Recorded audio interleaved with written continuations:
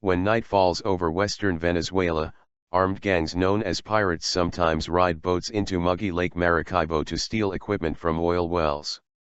In the country's Paraguana peninsula, opposite the Caribbean island of Aruba, slum dwellers at times break through a perimeter wall into Venezuela's biggest refinery and rob machinery, construction tools, and cables to sell as scrap. On the other side of the OPEC country in Monagas state, around 26,000 potential barrels were lost in March during a shutdown after state oil company employees and contractors stole copper cables and caused a tank to overflow. Venezuela's national crime pandemic.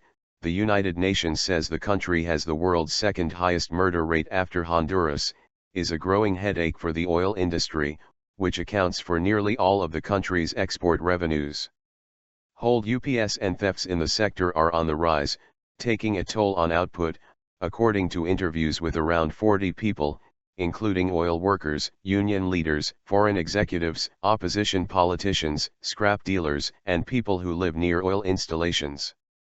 Shortages of spare parts or the prospect of further theft stymie replacements of the stolen items, forcing some wells to function at partial capacity or at times even shut down, the people said.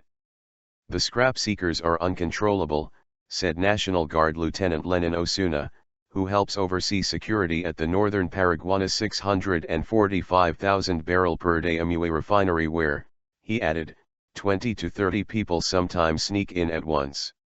Any day now they could commit irreparable harm to the refinery, added Osuna, speaking in a barracks next to MUA as he leafed through a thick folder documenting criminal incidents. Evidence of the rising crime threat to the oil industry is chiefly anecdotal due to a dearth of data and publicly disclosed cases, which the sources chiefly attributed to fears of retribution from perpetrators and a climate of impunity. The Oil Ministry's 2014 annual report acknowledged the problem but did not provide details. A high frequency of events linked to insecurity in oil fields has affected operational continuity in generation and maintenance due to theft and loss of components of equipment, materials, and consumer goods, it read. The ministry and state oil company PPSA did not respond to detailed requests for further information. Gangs, including those that have for years prowled the waters of Lake Maracaibo, are lured by the oil sector's valuable infrastructure as Venezuela's economic crisis turns tools, computers, and machinery into rare and coveted goods. Some workers, foreign executives, and opposition politicians allege this trend has been exacerbated by lax oversight that has allowed crime groups to form within PPSA's workforce of around 152,000. Workers recruited to be drillers end up as bandits who kill, rob, and hold up their colleagues or steal equipment, said Americo de Grazia, an opposition legislator on the National Assembly's Commission on Energy and Petrol who is in touch with oil workers and union bosses. They're turning the oil industry into a no-man's land where no one can instill order, said de Grazia, adding his attempts to debate the issue have been rebuffed in Parliament. Political sabotage? PPSA says it is up against sabotage from political enemies who see damaging the oil industry as a means to weaken President Nicolas Maduro's socialist government. The company points to measures, including the arrest of employees for the Monagas theft and the deployment of the army to protect installations in that state, as proof Venezuela is taking oil crime seriously. We are trying to increase security, PPSA President Eulogio Del Pino told Reuters in April during a media trip to the Orinoco Belt in the country's southeast. He added that the problem was far more serious in neighboring Colombia, for instance, where guerrillas frequently blow up pipelines.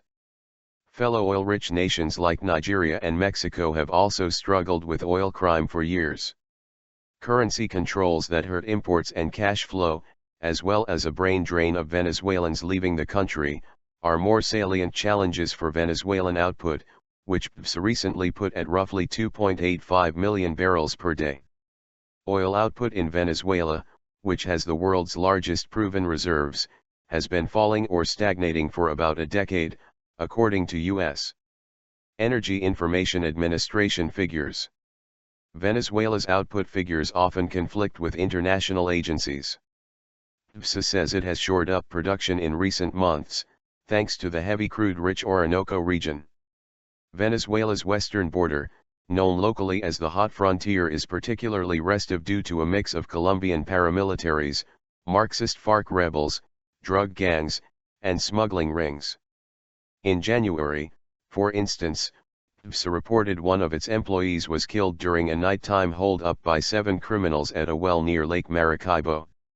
The pirates of Lake Maracaibo, a massive bay where the country's oil boom took off a century ago, target cables and devices that control gas injection, according to several PSA employees who work on the water and spoke on condition of anonymity.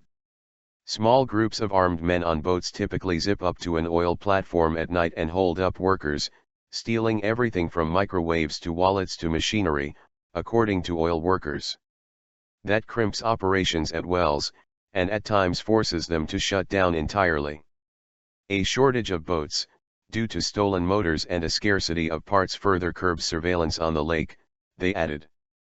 We've returned to the Stone Age due to theft, one PSA engineer said, resting at a relative's home after his shift in the sweltering Caribbean area. Whatever you replace, they'll steal. Convoys, fences, surveillance. Robbers also target the vast Orinoco Belt, where Venezuela is pinning its hopes of sustaining a production increase to fight declines in mature fields like those around Maracaibo. Foreign oil companies who operate joint ventures with PSA there are pushing for increased security, and some have already introduced convoy systems, built fences, and boosted surveillance, sources close to the JVS said. Russia's top oil producer Rosneft, for instance, is seeking more safety guarantees for its Orinoco operations, a source close to the issue said. Del Pino, a Stanford-educated engineer tapped in September to lead PSA, said the company is working with the government to declare the Orinoco a national security area. That means if someone tries something there they will have a lot of problems, said Del Pino, widely seen as a pragmatist trying to depoliticize and clean up the oil giant critics say has become bloated. UMUA's security was doubled in January. Soldiers disguised as workers patrol the refinery at all times and several workers are under investigation, Lieutenant Osuna said. Critics counter that is a drop in the ocean. Criminals still break into UMUA daily, local union leaders say, at times on motorbikes. Night shift workers fear being held up on their way to the bathroom and fret for their cars after a rash of robberies at the UMUA parking lot this year. They can rob you here in the actual refinery, it's happened, one worker said. It happened in the past too, but never in such a nasty way. Security is also tight for foreign executives visiting the capital Caracas, with measures at times including use of armored vehicles or a ban on travel after dark, according to security consultants and sources in the oil industry. Meanwhile, the pirates attack oil platforms between 5 and 6 times a month, estimated Francisco Luna, a machinist in Lake Maracaibo and a leader of Venezuela's Oil Workers Federation. The platforms are in isolated areas.